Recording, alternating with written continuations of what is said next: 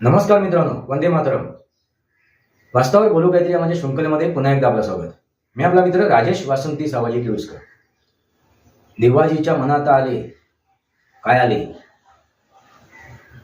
मनात आले हत्ती घोडे पालखीत बैसावे, देवाजीच्या मनात आले याला पायी चालवावे. काय देवाजीच्या मनात आले? पायी चालवावे. अशीच परिस्थिती आज तुम्हाला काहीशी दिसून येत असेल.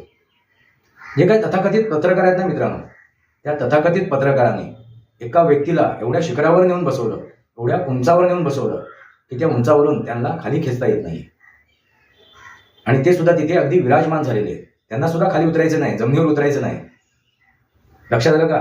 गुगली टाकणारे, गुगली प्लेअर किंवा भाकरी फिरवणारे आठवते का तुम्हाला? लक्षात येते का? कोण? शरदचंद्रजी पवार. आता शरदचंद्रजी पवार जरी शिंकलेत तरी हे पत्रकार आहेत ना, त्यांचे समर्थक चाटुकार गुजरे, ते लगेच सांगणार की शरदचंद्रजी पवार शिंकलेत म्हणजे त्यांच्या शिंकणीमध्ये सुद्धा काहीतरी चाल आहे, काहीतरी रणनीती आहे. लक्षात आलं का? आता ह्या भारतामध्येच नव्हे तर जगामध्येच एक वादळ उठणार आहे राजकीय दृष्ट्या, अशी ते वल्गना करत होते आजपर्यंत. आणि ह्या शरदचंद्रजी पवार यांना त्यांनी अगदी शिखरावर नेऊन बसवलं होतं. आता त्यांची अवस्था काय आहे? काय आहे? न घर का न घाट का.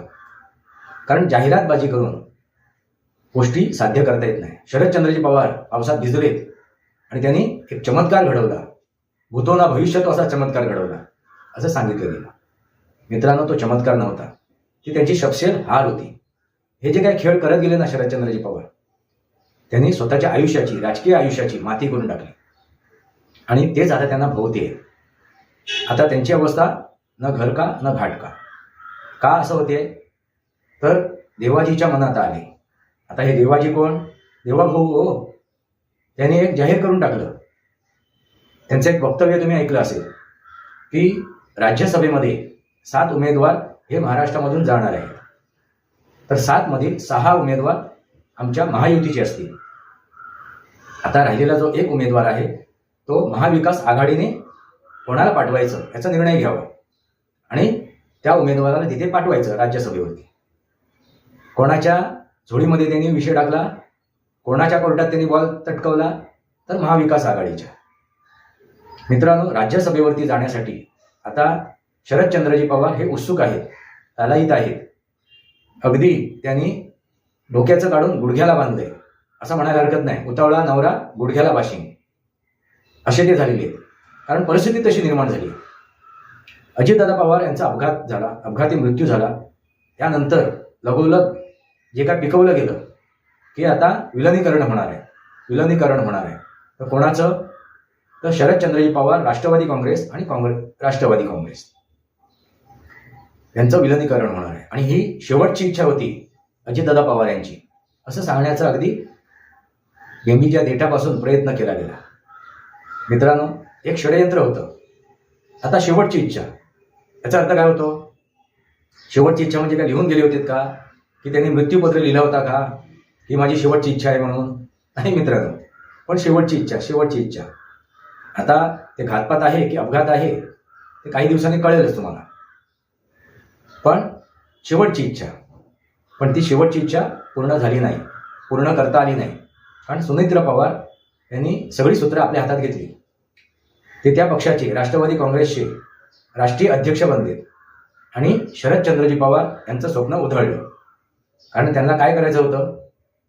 या घटनेचा फायदा उचलायचा होता, त्या अपघाताचा फायदा उचलायचा होता, त्या मृत्यूचा फायदा उचलायचा होता. कारण शेवटी मड्यावरची लोणी खाणारी ह्या व्यक्ती आहेत आणि ती मड्यावरची लोणी खाण्यासाठी त्यांनी हे सगळं षडयंत्र आखलं होतं. कसलं षडयंत्र? तर विलनीकरण होणार, विलनीकरण होणार. मित्रांनो, तो जो एक षडयंत्र होतं ना, ते षडयंत्र त्यांना साध्य करता आलं नाही आणि स्वतःला राष्ट्रीय अध्यक्ष बनवता आलं नाही. आता ती संधी हुकली त्यांची. आता काय करायचं? आपल्याला राजकीय प्रवाहात राहण्याची खुमखुमी आहे. आपले जरी पाय स्मशानात लटकत असले, अर्धी हाडं आपली स्मशानात गेली असली, तरी सुद्धा त्यांची एक जी विचारधारा आहे, त्यांची जी विचारधारा आहे, त्यांचे जो मानस आहे, तो शेवटच्या श्वासापर्यंत आपल्याला राजकीय क्षेत्रामध्ये आपल्याला टिकून राहायचं आहे. कारण परिस्थिती काय आहे? तर अजूनही आपण आपल्या कन्येचं पुनर्वसन नाही केले आणि ते पुनर्वसन करण्यासाठी ते धडपडत आहेत. आणि त्यासाठी आता ते स्वतःचं पुनर्वसन करून घेण्यासाठी प्रयत्न करतायत. म्हणून त्यांनी इच्छा दर्शवली. काय इच्छा दर्शवली? तर राज्यसभेमध्ये जाण्याची. आणि त्यांचे चाटुकार हुजरे जे आहेत संजय राऊत, आता ते प्रवक्ते उभाटाचे आहेत हो, पण समर्थक कोणाचे आहेत? तर शरदचंद्रजी पवारांचे. ते म्हणाले शरदचंद्रजी पवार हे इच्छुक आहेत राज्यसभेमध्ये जाण्यासाठी आणि महायुतीने त्यांना राज्यसभेमध्ये पाठवावं असं माझंही मत आहे, असं त्यांनी मत मांडलं.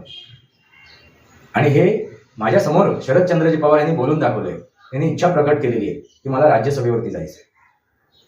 मित्रांनो, हेच देवेंद्र फडणवीस यांना माहिती होतं की राज्यसभेवरती जाण्यासाठी हे शरदचंद्रजी पवार लालायित आहेत, उत्सुक आहेत. काय करतायत? ते प्रयत्नशील आहेत. ते भाकरी फिरवण्याचा प्रयत्न करतायत, ते गुगली टाकण्याचा प्रयत्न करतायत. त्या अगोदरच देवेंद्र फडणवीस यांनी एक गुगली टाकली, लक्षात आलं का? भाकरी फिरवली. काय करून? जाहीर करून 6 उमेदवार आमचे जातील, महायुतीचे जातील आणि 1 जागा आम्ही कोणाला सोडली आहे? तर महाविकास आघाडीला. आता ह्यामुळे काय होणार? या तिघांमध्ये भांडणं होणार, वाद होणार, विदंग होणार. का? तर आमच्या पक्षाचा उमेदवार जायला पाहिजे असं काँग्रेस सांगणार, आमचा उमेदवार जायला पाहिजे. शरदचंद्रजी पवार यांचा पक्ष काय सांगणार? आमचे खंदे समर्थक, खंदे लढवय्य हे शरदचंद्रजी पवार हे जायला हवेत. आणि उभाटाचे कोण? अर्थात सर्वे सर्वा कोण? तर उदोजींचा उदो तिथे चालला असणार उभाटामध्ये, की उदोजी जायला पाहिजे. आता या तिघांच्या भानगडीमध्ये, त्यांच्या लफडामध्ये देवाजीच्या मनात आले काय? काय आले? तेच आता घडणार आहे. मनात आले हत्ती घोडे पालखीत बैसावे आणि देवाजीच्या मनात आले शरदचंद्रजी पवार यांना राज्यसभेमध्ये पाठवावे. आता तुम्ही म्हणाल इथे देवेंद्र फडणवीसचा प्रश्न कुठे येतो? मित्रांनो, तिघांमध्ये भांडण झाल्यानंतर काय होईल? त्या महायुतीमधील अनेक आमदार, कारण हा जो प्रतिनिधी आहे, लोकप्रतिनिधी आहे, हा जनतेमधून निवडून येत नाही, तर तो आमदारांमधून निवडून येतात. आणि यांच्याकडे 50शी सुद्धा गाठलेल्या आमदारांची संख्या नाही आहे या महाविकास आघाडीमध्ये. मग ह्या महाविकास आघाडीमधील जे आमदार आहेत त्यांनी जर भारतीय जनता पार्टीला समर्थन केलं, कोणाला? भारतीय जनता पार्टीला जर समर्थन केलं आणि शरदचंद्रजी पवार यांनी भारतीय जनता पार्टीकडे जर ती उमेदवारी मागितली की आम्ही तुमच्या वतीने, तुमच्या सहकार्याने त्या राज्यसभेमध्ये जाऊ इच्छितोय, मग आमचे जे खासदार आहेत 10-1 ते तुम्हाला समर्थन करतील, ते एनडीएमध्ये सामील होतील, एक मित्र पक्ष म्हणून तुमच्यासोबत येऊन बसतील. म्हणजे एका दगडात 2 पक्षी. एका दगडात म्हणजे काय? तर राष्ट्रीय अध्यक्ष सुनीत्र पवार बनल्यामुळे महाराष्ट्रामध्ये जी काय संख्याबळ आहे किंवा जे काय राजकारण आहे ते स्थिर स्थावर होईल. आणि ही उमेदवारी जाहीर केल्यामुळे शरदचंद्रजी पवार हे भारतीय जनता पार्टीच्या वतीने, त्यांच्या साहाय्याने, महायुतीच्या साहाय्याने काय होतील? कुठे जातील? राज्यसभेवरती. चीत भी तुम्हारी आणि पट भी तुम्हारी. लक्षात आलं का? चीत भी तुम्हारी आणि पट भी तुम्हारी. देवाजीच्या मनात आले शरदचंद्रजी पवार यांना राज्यसभेवरती पाठवावे. याला म्हणतात चाणक्य नीती. यात शरदचंद्रजी पवार आजपर्यंत शकुनी नीतीच वापरत आले आणि या शकुनी नीतीमुळेच ते आजपर्यंत तोंडावर पडले. त्याने आपल्या राजकीय भवितव्याची माती करून टाकली, आपल्या मुलीच्या राजकीय भवितव्याची माती करून टाकली. जर ते राज्यसभेमध्ये गेले भारतीय जनता पार्टीच्या वतीने, तर त्यांच्या कन्येला सुद्धा कुठेतरी भारतीय जनता पार्टी एक केंद्रीय पद देतील, केंद्रीय मंत्री बनवतील आणि त्यांचं जे राजकीय भवितव्य आहे ते अबाधित राहील. नाही का मित्रांनो? आहे की नाही गंमत? देवाजीच्या मनात आले काय? शरदचंद्रजी पवार यांना राज्यसभेवरती बसवावे. आता देवाजी कोण? तुमच्या लक्षात आलंच असेल. शरदचंद्रजी पवार फक्त बोलाची कडी आणि बोलाचा भात, हे खरोखर भाकरी फिरवत नव्हते. भाकरी कोणी फिरवली? शेवटी कोणी फिरवली? देवाजीने, देवाभाऊने. लक्षात आलं का? गंमत कळली का तुम्हाला? रणनीती कळली का तुम्हाला? हेच ते वास्तव आहे. वास्तवावर बोलू काहीतरी. वास्तवावर बोलू काहीतरी या माझ्या शृंखलेला सबस्क्राईब करा, बेल आयकॉन दाबा. माझे विचार पुढे लाईक करा, आपले विचार कमेंट बॉक्समध्ये म्हणा. तुर्तास इतकंच. भारत माता की जय. वंदे मातरम. जय भारत, जय महाराष्ट्र, जय सनातन.